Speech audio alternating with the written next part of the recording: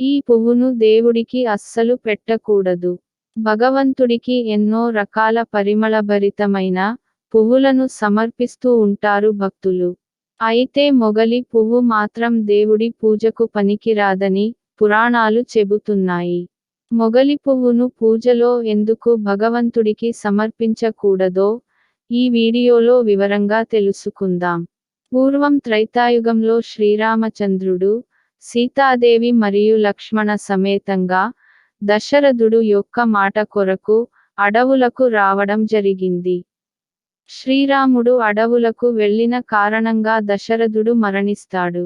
అప్పుడు శ్రీరామచంద్రులు మరియు లక్ష్మణుడు ఫల్గుని నదీ తీరంలో ఉంటారు.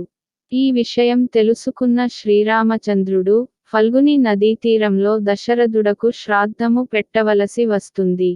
కానీ శ్రీరామచంద్రుడు దగ్గర శ్రాద్ధానికి కావలసిన వస్తువులు ఉండవు.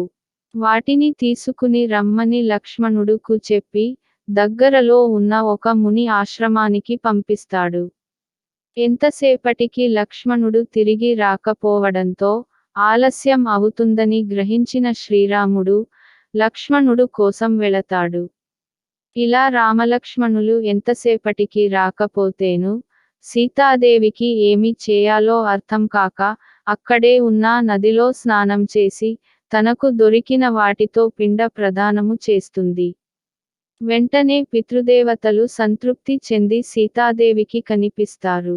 వెంటనే సీతాదేవి ఆశ్చర్యపోయి వచ్చిన వారు ఎవరు అని అడుగుతుంది. అప్పుడు వచ్చిన వారిలో ఒకరు, నేను మీ మామ దశరథుడను, ఈయన నా తండ్రి, ఈయన నా తాత. నువ్వు చేసిన పిండ ప్రదానముతో మేము సంతృప్తి చెందాము అని చెప్పగానే సీతాదేవి సంతోషించి, నేను పెట్టిన పిండము మీరు స్వయంగా తీసుకున్నారు అంటే శ్రీరామచంద్రుడు నమ్మడు అన్నది.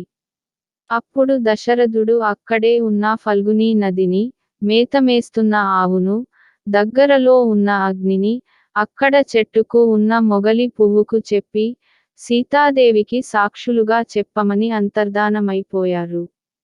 కొంతసేపటికి రామలక్ష్మణులు శ్రాద్ధానికి కావాల్సిన వస్తువులను తీసుకొని వచ్చి సీతతో వెళ్ళి త్వరగా స్నానం చేసి అన్ని పదార్థాలను సిద్ధం చేయమని అంటారు.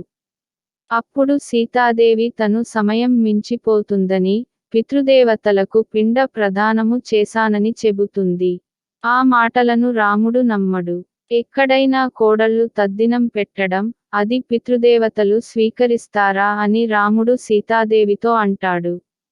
అప్పుడు సీతాదేవి అక్కడే ఉన్న నదిని, గోవును, అగ్నిని, మరియు మొగలి పువ్వును సాక్ష్యం చెప్పమని కోరుతుంది. కానీ వాళ్ళు ఎవరు మాట్లాడరు. ఏమీ లేక సీతాదేవి స్నానం చేసి పిండ ప్రదానానికి కావలసినవి తయారు చేస్తుంది. రామలక్ష్మణులు శ్రాద్ధమును పెట్టి పితృదేవతలను ఆహ్వానిస్తారు. అప్పుడు పితృదేవతలు వచ్చి, ఇంతకు ముందే సీతా పిండం పెట్టినదని మేము సంతృప్తి చెందాము అని చెప్పి అంతర్ధానం అవుతారు. అప్పుడు శ్రీరామచంద్రుడు సీతమ్మను అభినందిస్తాడు. సాక్షులు ఎందుకు సాక్ష్యం చెప్పలేదు అనే ప్రశ్న వస్తుంది. అప్పుడు సీతకు సాక్ష్యం చెప్పనందుకుగాను ఫల్గుని నది అంతర్వాహినిగా ప్రవహించమని, ఉదయాన్నే ఆవు ముఖం చూడకూడదని, మొగలి పువ్వు పూజకు పనికిరాదని, అదేవిధంగా అగ్నిదేవుడు ఉచ్చ నీచములు లేకుండా సర్వభక్షకుడు అవుతాడని శపించింది సీతాదేవి. ఈ కారణం చేతనే మొగలి పువ్వు పూజకు పనికిరాదని పురాణం చెబుతున్నది.